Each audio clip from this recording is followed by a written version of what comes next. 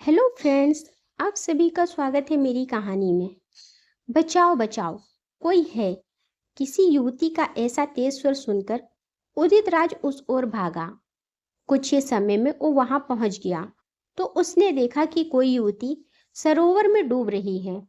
उस युवती ने जल में पड़ी किसी लता को पकड़ रखा एवं उसी के सहारे वो अभी तक पूर्णतः नहीं डूब पाई थी।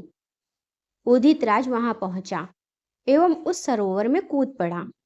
इसके पश्चात वो शीघ्रता से उस युवती को उस सरोवर से बचाकर ले आया। अंततः उदित राज ने उस युवती से पूछा, आप ठीक तो हैं देवी? जी, आपका बहुत बहुत धन्यवाद। यदि आप समय पर यहाँ ना आते तो आज तो मेरे प्राण चले ही गए थे। वो युवती बोली, ये सब तो ईश्वर की कृपा है। आपके प्राण बचने थे, इसीलिए उन्होंने मुझे यहाँ भेज दिया। उदित राज बोला, कुछ भी हो, किंतु आभार तो मैं आपको ही प्रकट करना चाहूंगी, क्योंकि आपने ही मेरे प्राण बचाए हैं। युवती बोली, ये तो आपकी महानता है देवी। उदित राज बोला, कुछ व्यक्ति स्वभाव के अत्यधिक उदार होते हैं। किसी की भलाई करके भी वे उसका श्रेय स्वयं को नहीं देते। युवती बोली। युवती की बात सुनकर उदित राज हंस पड़ा और युवती से बोला, मैं उदित राज, एवं आपका परिचय देवी? मैं संघमित्र राज्य की राजकुमारी नीलांजना हूँ। युवती बोली, राजकुमारी होकर आप वन में अकेली क्या कर रही थी देवी? उदित राज ने पूछा। तब नीलांजना बोली, जी, मैं यहाँ अपनी सखियों संग वन विहार करने आई थी। यहाँ मैं किसी शशक के पीछे भागते भागते अपने सखियों से बिछड़ गई। बहुत समय तक मैं यहाँ वहां भटकती रही, किंतु मुझे वन से बाहर जाने का ना कोई मार्ग मिला और ना ही यहाँ कोई व्यक्ति मिला जिससे मैं मार्ग पूछ लेती। इसके पश्चात एक विषैला सर्प मेरे पीछे पीछे आने लगा एवं मैं उससे भयभीत होकर भागी। आगे देख ना पाई, इस सरोवर में आकर गिर पड़ी। ओह, तो ये बात है। भयभीत होने की कोई आवश्यकता नहीं है। चलिए, मैं आपको राजमहल तक छोड़ दूं। और इतना कहकर उदित राज नीलांजना के साथ वहां पहुंचा जहां उसका अश्व बंधा था। अंततः उसने नीलांजना को अपने पीछे अश्व पर बैठाया और राजमहल की ओर चल पड़ा। दोनों राजमहल पहुंचे तो नीलांजना ने अपने पिता श्री महाराज चंद्रसेन से पूर्ण घटना का वर्णन किया। तो राजा चंद्रसेन ने उदित राज से उसके कार्य के विषय में पूछा। तो वो बोला, महाराज, मैं कार्य खोजने ही इस ओर आया था। मैं पहले पड़ोसी राज्य के राजा के यहाँ सैनिक था, किंतु वहां के महाराज एक आक्रमण में वीर गति को प्राप्त हो गए। मैं नए राजा के संग कार्य नहीं करना चाहता। वहां कार्य करने से मेरा स्वाभिमान मुझे रोक रहा था, इसीलिए मैंने वो राज्य त्याग दिया एवं इधर चला आया। उदित राज की बात सुनकर महाराज चंद्रसेन ने उदित राज से अपने राज्य का सेनापति बनने को कहा और उदित राज ने महाराज चंद्रसेन का आमंत्रण स्वीकार कर लिया। अब उदित राज संघमित्र राज्य का सेनापति था। वो अत्यधिक बलशाली था एवं अपना कार्य बड़ी ही सत्यनिष्ठा के साथ कर रहा था। उसकी कर्तव्य निष्ठा देखकर राजकुमारी नीलांजना उस पर मोहित होकर उसे चाहने लगी। ऐसे कई मास गुजरे और नीलांजना ने अपने मन की बात उदित राज को बताने की सोची और वो एक दिन अपनी वाटिका में विचरण कर रही थी और उसने अपनी दासी को आदेश दिया कि वो सेनापति उदित राज को यहाँ बुलवाएं। उनसे कुछ आवश्यक बातें करनी है। और नीलांजना के कहे अनुसार उदित राज वहां उपस्थित हुआ। राजकुमारी नीलांजना ने वाटिका में विचरण करते हुए उदित राज से कहा, सेनापति, मैं विवाह करना चाहती हूँ। आपको विवाह करना है तो कर लीजिए, किंतु ये बात आप मुझे न बताकर अपने पिताश्री से कहेंगी तो ही कोई लाभ होगा। मैं भला इसमें क्या कर सकता हूँ? उदित राज बोला, इस कार्य में आपकी अनुमति तो अत्यधिक आवश्यक है। नीलांजना बोली, किंतु क्यों? अनुमति तो अभिभावकों से ली जाती है। मैं आपका मित्र भी नहीं, अभिभावक भी नहीं, तो मुझसे अनुमति भला क्यों? उदित राज बोला, वो इसलिए कि मैं आपसे ही विवाह करना चाहती हूँ। नीलांजना बोली, यह संभव नहीं है राजकुमारी। उदित राज बोला, किंतु क्यों? मैं आपसे प्रेम करने लगी हूँ, इसीलिए आपसे विवाह करना चाहती हूँ। नीलांजना बोली, आप आज सायंकाल मेरे निवास स्थान पर आइए, तब मैं आपको इसका कारण बताऊंगा। उदित राज यह कहकर वहां से चला गया। सायंकाल राजकुमारी नीलांजना अपनी एक दासी संग सेनापति उदित राज के निवास स्थान पहुंची, जो कि राज्य से अत्यधिक दूर था। वो साधारण वेश में गई थी ताकि उदित राज का कुटुंब उसे साधारण युवती ही समझे, कोई राजकुमारी नहीं। वो द्वार पर पहुंची और दासी ने किवाड़ों पर लगी सांकल खड़काई। कुछ समय पश्चात एक वृद्ध स्त्री ने किवाड़ खोले एवं उसके हाथों में एक शिशु भी था। राजकुमारी नीलांजना वृद्ध स्त्री से बोली, हम दोनों राजमहल से आए हैं, हमें सेनापति जी ने बुलाया था। हाँ हाँ, भीतर आओ पुत्री, आसन ग्रहण करो, मैं अभी उदित को बुलाकर लाती हूँ। और उस वृद्ध स्त्री ने उन दोनों को अतिथि गृह में बैठाया और उदित राज को बुलाने भीतर चली गई। कुछ ही देर में अतिथि गृह में उदित राज उपस्थित हुआ एवं वृद्ध स्त्री भी उन दोनों के लिए जलपान लेकर उपस्थित हुई। तब उदित राज ने उस वृद्ध स्त्री की ओर संकेत करते हुए राजकुमारी नीलांजना से कहा, ये मेरी माता हैं। नीलांजना ने उन्हें प्रणाम किया तो उदित राज बोला, चलिए मैं आपका परिचय किसी और से भी करवाता हूँ। और नीलांजना अपनी दासी संग उदित राज के पीछे पीछे चल पड़ी। उदित राज एक कक्ष में पहुंचा जहां बिछौने पर एक स्त्री लेटी थी जो कदाचित रोहिणी थी। उदित राज ने नीलांजना से कहा, इनसे मिलो, ये मेरी धर्मपत्नी सावित्री हैं, जो पिछले 1 वर्ष से कटी भाग कमर के नीचे के भाग से लगभग ग्रस्त हैं।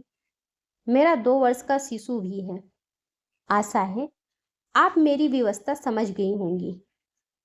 उदित राज की बात सुनकर नीलांजना का मस्तिष्क शून्य हो चला था, परंतु उसने कुछ नहीं कहा।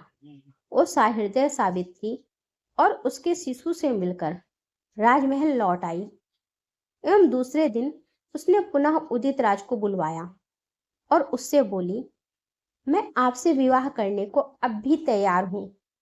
मैं आपकी पत्नी को अपनी बड़ी बहन मानकर सदैव उनकी सेवा करूंगी एवं आपके शिशु को अपना पुत्र मानकर पालूंगी। कृपया मुझे अपने जीवन में स्थान दे दीजिए। तब उदित राज बोला, राजकुमारी, ये प्रेम नहीं, क्षणिक मात्र का आकर्षण है।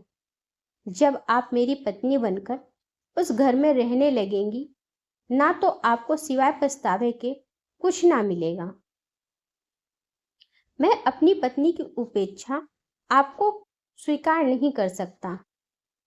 मैं आपके प्रेम के आगे अपना कर्तव्य भला कैसे भूल सकता हूँ? तो ठीक है सेनापति, अभी आप मुझसे विवाह करने में असमर्थ हैं, तो क्या हुआ?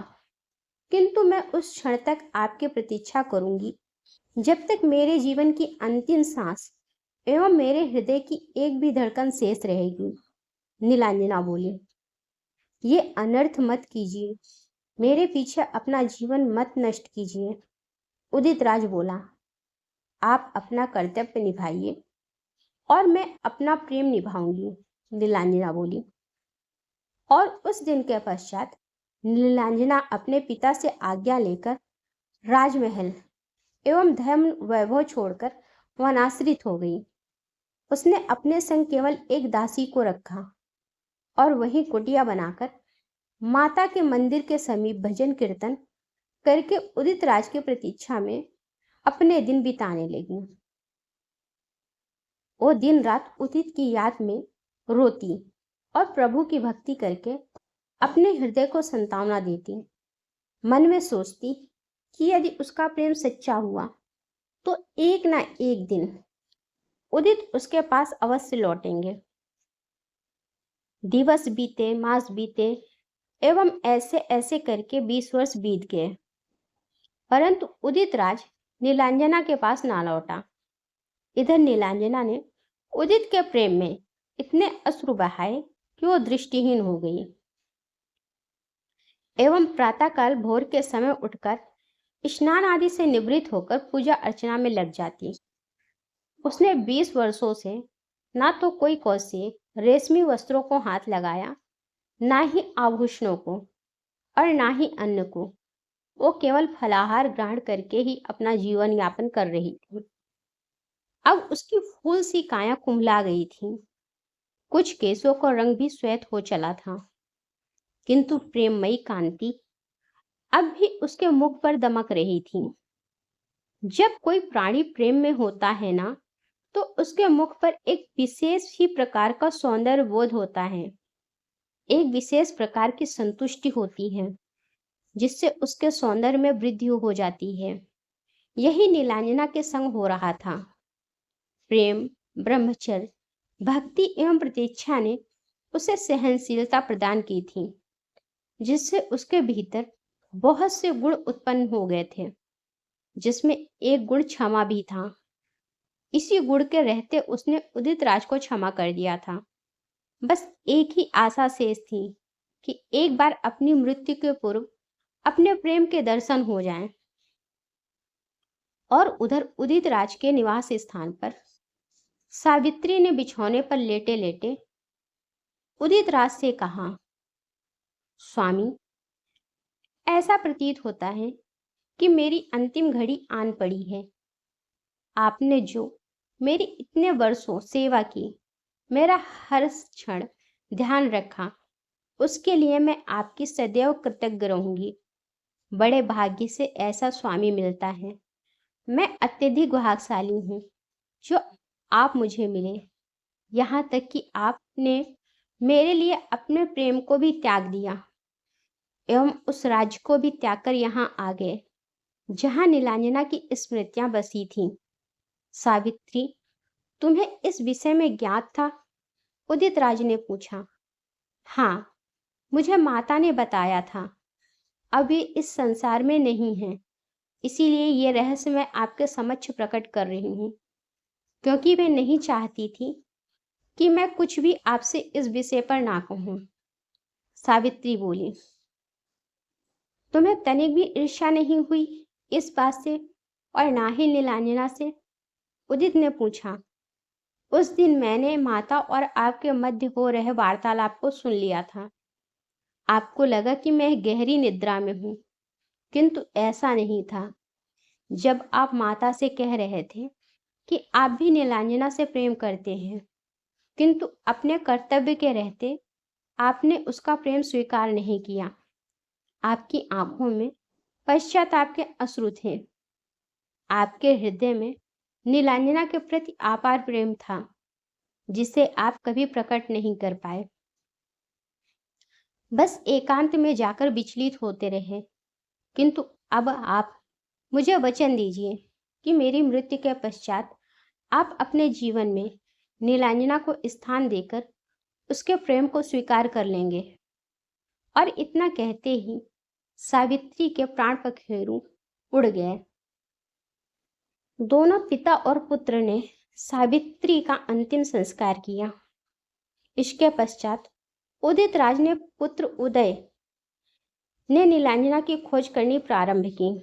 कुछ समय पश्चात ज्ञात हुआ कि नीलांजना सीलवन में किसी वृक्ष के तले स्थित माता के मंदिर के समीप किसी कुटिया में वास करती है, जो कि अत्यधिक दूर है। यात्रा करने में लगभग 15 दिन लग सकते थे और दोनों पिता पुत्र नीलांजना को खोजने चल पड़े। और उधर नीलांजना ने नवरात्रि का निर्जला व्रत रखा था। इस कारण पंचमी के दिन से ही उसका स्वास्थ्य बिगड़ने लगा। दासी उसे फलाहार ग्रहण करने एवं जल पीने को कहती, किंतु नीलांजना ने अपना व्रत नहीं तोड़ा। इस कारण अब उसका स्वास्थ्य दिनों दिन बिगड़ने लगा। अष्टमी वाले दिन नीलांजना की दशा अत्यधिक बिगड़ गई। इतनी बिगड़ गई कि उसमें उठने बैठने का सामर्थ्य ना रहा। नौमी वाले दिन उसके नेत्र ही नहीं खुल रहे थे, किंतु उसने तब भी जल ग्रहण ना किया। और उसी अवस्था में दासी से बोली, फूलमती, ना जाने मैंने ऐसा कौन सा पाप किया था जो जीवन के अंतिम क्षणों में उनके दर्शन भी ना हो पाए। मैं कितनी अभागन हूं। और इतना कहते ही नीलांजना ने प्राण त्याग दिए। जैसे ही नीलांजना ने प्राण त्यागे, वैसे ही उदित राज ने उसे कुटिया के बाहर से पुकारा, नीला, नीला, देखो मैं आ गया। और ये कहते कहते उदित राज भीतर पहुंचा तो दासी रोते हुए बोली, महाशय, आपने अत्यधिक विलंब कर दिया। आपकी प्रतीक्षा करते करते इन्होंने प्राण त्याग दिए। ये सुनकर उदित राज रो पड़ा और उसने नीला के शरीर को अपनी गोद में उठाया और कुटिया के बगल में स्थित माता के मंदिर के समक्ष रखकर बोला, नहीं माता, आप ऐसा नहीं कर सकती। उसने कोई अपराध नहीं किया था। उसने तो केवल मुझसे प्रेम किया था। उसके प्रेम का आप ऐसा दंड नहीं दे सकती। उसे ऐसा कहकर उदित राज फूट फूट कर रो पड़ा। उसके अश्रु टप टप करके नीलांजना पर गिरने लगे। वे अश्रु जैसे ही नीलांजना के शरीर पर गिरे तो उनकी ऊष्मा से नीलांजना के शरीर में कंपन हुआ। उसमें चेतना का संचार प्रारंभ हो गया और वो जीवित हो उठी। नीलांजना को जीवित देखकर उदित राज ने नीलांजना को प्रसन्नता पूर्वक अपने हृदय से लगा लिया। आज उनके पुनः मिलाप पर धरती प्रसन्न थी एवं आकाश मुस्कुरा रहा था। अगर आपको कहानी अच्छी लगी हो तो लाइक करें और मेरे चैनल को सब्सक्राइब करें। धन्यवाद।